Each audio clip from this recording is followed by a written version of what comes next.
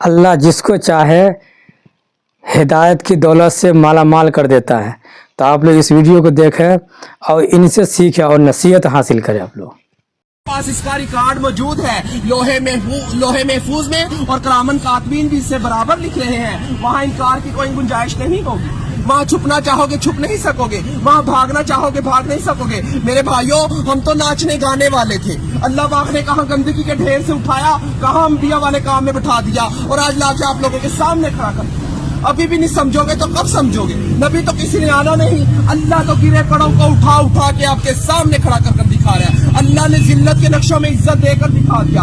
ہمیں تو جائز نجائز، پاکی نپاکی، حرام حلال کی پہچان ہی نہیں تھی. ہم لوگ تو سمندروں کے اندر تھے، آپ لوگ تو کنارے پہ کھڑے ہو. ہم تو اندھیروں میں تھے، آپ لوگ تو روشنی میں کھڑے ہو. ہم تو بے عقل تھے، آپ تو عقل والے ہو. مگر اللہ پاک بے عقلوں کو عقل دے دے کے بھیج رہا ہے. ابھی بھی نہیں سمجھیں گے تو کب سمجھیں گے؟ اللہ کہے گا میں نے علماء بھیجے، دین کے دائی بھیجے، مفتی بھیجے، قاری بھیجے، حتیٰ کہ ناچنے گانے والوں کو بھی ہدایت دے کے آپ کے سامنے کھڑا کر دیا تھا. اور وہ بھی یہی کہہ رہے تھے لوگوں اللہ کی طرف آ جاؤ. وہاں کوئی عذر چلنے والا نہیں. اللہ دنیا میں سارے عذر پورے کیے جا رہے ہیں. اگر آپ لوگ دین کا کام مقصد بنا کر نہیں کریں گے تو اللہ ہم جیسوں سے دین کا کام لے گا. اللہ کسی کا محتاج نہیں ہے، ہم سب اللہ کے محتاج ہیں. ابراہ کے لشکر کو اللہ پاک نے پرندوں کے ذریعہ، بابیل کے ذریعے ہلاک کیا اور بیت اللہ شریف کی حفاظت فرما کر دکھائی.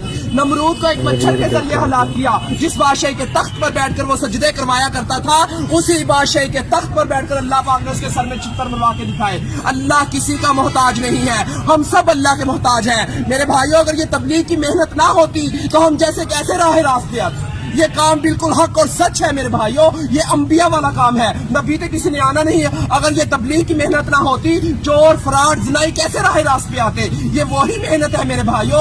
اس محنت نے ہمارے اوپر کرم کر دیا. اللہ ہمارے بزرگاں دین کی حفاظت فرمائے جو یہ کلمہ لے کر ہم تک پہنچے. ہم تو اللہ کے حکموں کو توڑ رہے تھے، نبی کریم صلی اللہ علیہ وسلم کے طریقوں کو چھوڑ رہے تھے. کہاں سے جنت کے حقدار؟ جنت کا حقدار وہ ہے جو اللہ کے احکامات اور نبی کریم صلی اللہ علیہ وسلم کے طریقوں پر زندگی گزارے گا. تو میرے بھائیوں، اب کسی نبی نے نہیں آنا. ختم نبوت کے صدقے یہ کام میرے اور آپ سب لوگوں کے ذمہ ہے کہ ہم کلمہ گو والے بن جائیں، لا الہ الا اللہ محمد رسول اللہ کی دعوت دینے والے بن جائیں.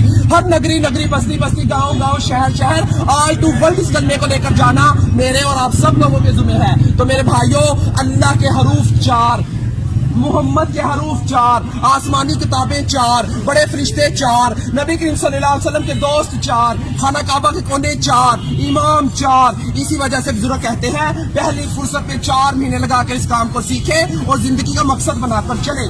سیکھنے کے لیے 4 مہینے، کرنے کے لیے پوری زندگی، پھرنے کے لیے پوری دنیا. تو میرے بھائیوں، سیکھتے سیکھتے کرنا ہے اور کرتے کرتے مرنا ہے. تو میرے بھائی، یہ دنیا ہمارا امتحان ہے، عبادت ہماری پہچان ہے، اور دعوت اللہ ہمارا کام ہے. ہم تو اس کام کو کرنے کے لیے موت تک ارادہ کرتے ہیں.